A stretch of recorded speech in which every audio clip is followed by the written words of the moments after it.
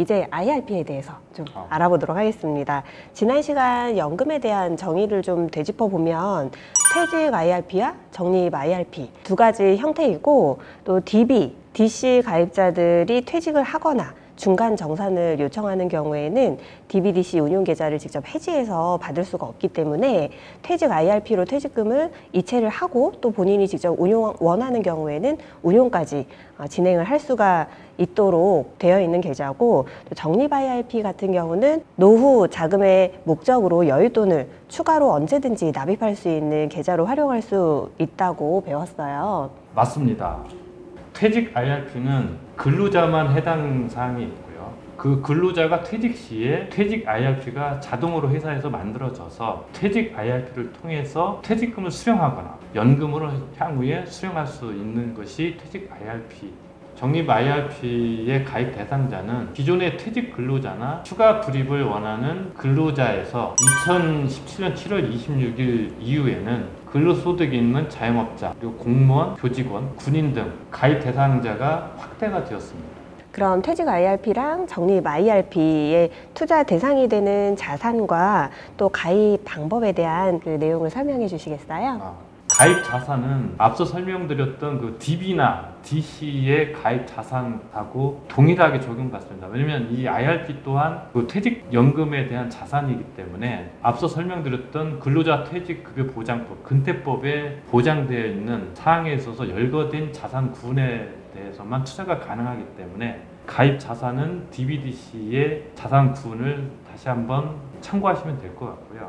가입 방법은 해당된 기업이 사업장에서 DB형인지 DC형인지를 먼저 확인한 후 해당된 사업자가 은행, 증권, 보험 등 어디 있는지를 확인하고, 거기에 DC형인 경우에는 해당된 사업자에서 직접적으로 계좌가 개설된 상황이기 때문에 운용이라든가 여러 가지를 직접적으로 시행을 하면 될 것 같습니다. 퇴직 IRP는 그럼 퇴직하는 근로자가 필요하기 때문에 회사에서 알아서 해주는 계좌라고 보면 되고, 그리고 적립 IRP 같은 경우에는 내가 직접 원하는 경우에 만들 수가 있는데 47군데의 퇴직연금 라이센스를 보유하고 있는 사업자에 방문해서 직접 원하면 가입을 할 수 있는 그런 계좌이고, 또 가입자산 같은 경우에는 앞서 말씀드린 대로 DB형, DC형과 동일하기 때문에 함께 내용을 참고해 주시면 될 것 같고요.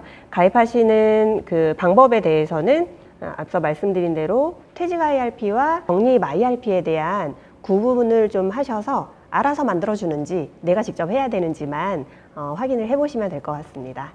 주변에서 뉴스나 이런 내용을 접한 친구들이나 지인분들이 연락을 주시는 거 보면 그 연금에 대한 문의를 하시면서 세금에 대한 부분도 많이 이야기를 하시더라고요. 저는 단순히 노후 보장에 대한 생각만 했었는데 세금에 대한 어떤 연관성도 좀 있나요? 그 퇴직연금과 세제에 관련된 부분을 이제 말씀을 드리면, 모든 근로자들은 입사 후 1년부터 이제 퇴직금이 발생하게 됩니다. 해당된 퇴직금에 대해서는 뭐 DB는 DB대로, DC는 DC대로 이제 운용이 일어나게 되는데, 향후에 만약에 1년 후에 퇴직금이 발생하거나 또 퇴직을 하게 되면 자동으로 퇴직 IRP가 개설이 돼서 퇴직 IRP로 입금이 됩니다. 그러면 퇴직 IRP 계좌에서 이 퇴직금을 수령할 시에 두 가지로 나눠져서 세제가 부여가 되는데, 첫 번째는 일시금으로 퇴직연금을 수령할 시와 두 번째는 연금으로 수령할 시로 나눠볼 수가 있습니다. 퇴직 IRP 계좌에서 만약에 내가 연금으로 수령했을 때는 기존의 퇴직금에 대해서는 퇴직소득세가 발생을 하는데 여기에서는 30% DC를 해줍니다.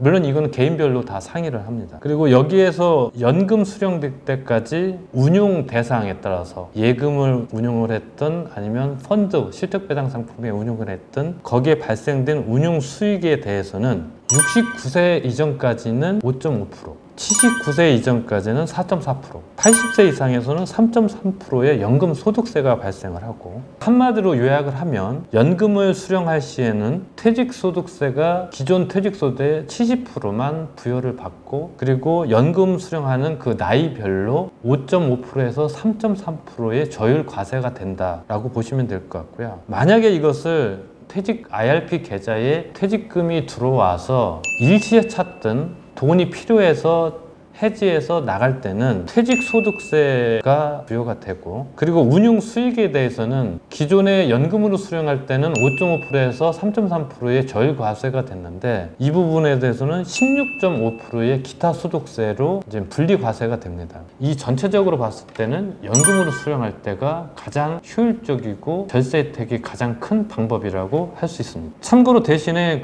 내가 만약에 연금을 수령할 때 연간 수령액이 1,200만 원이 넘었을 때는 금융소득 종합과세가 해당되기 때문에 이 부분은 적절히 연금 수령 기간을 늘려서 해결하든지 그 방법을 찾아보시는 것이 좋을 것 같습니다. 퇴직연금 DC형으로 해외 주식형 펀드로 70% 넣어가지고 지금 운용하고 있거든요. 나머지 30% 예금 자산으로 그냥 가지고 가고 있는데 저 잘하고 있는 건가요? 그렇죠. 잘하고 있는 거죠. 일반적인 근로자에 비해서는 퇴직연금의 상품 운용에 있어서는 좀 몇 가지 또 생각해 볼 사항들이 있어요. 일단은 실적 배당 상품을 70% 한도까지 할 수가 있는데, 될 수 있으면 해외 펀드로 하는 게 좋다. 현재는 국내 주식형 펀드에 대해서는 매매 차익에 대해서 양도소득은 비과세예요. 그렇기 때문에 실질적으로는 연금에 있어서 국내 주식형 펀드를 가입하는 것은 사실은 맞지는 않는다.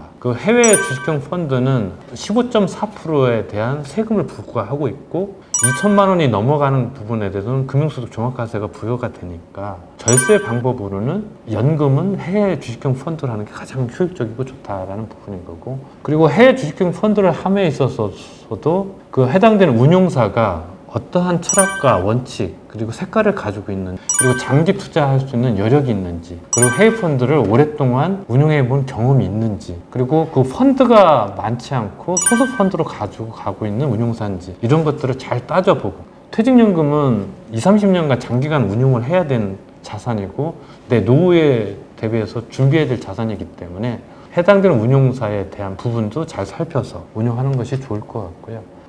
저같이 공격 투자형인 경우에는 완전 꿀팁이네요. 오늘 퇴직연금 또 가입 기준이나 또 세제 혜택에 대해서 자세히 설명 잘 해주셨는데요. 너무 저 개인적으로도 유익한 시간이었습니다. 다음 시간 퍼날모 7편 연금 시리즈 3회에서는 개인연금편 가입 기준 및 세제 혜택 편으로 좀 더 자세한 내용과 함께 찾아올 거고요. 세액 공제 혜택에 대한 내용도 추가로 설명드릴 예정이니 저희 퍼날모 7편 연금 시리즈 3회도 많이 기대해 주시기 바랍니다. 궁금한 점이 생기시거나 댓글 남겨주실 부분 있으시다면 매월 마지막 주 올라가는 궁불소를 통해서 답변 드리고 있으니까요. 댓글 많이 남겨주세요. 그럼 저희는 다음 시간에 다시 뵙도록 하겠습니다. 감사합니다. 다음 시간에 만나요. 만나요.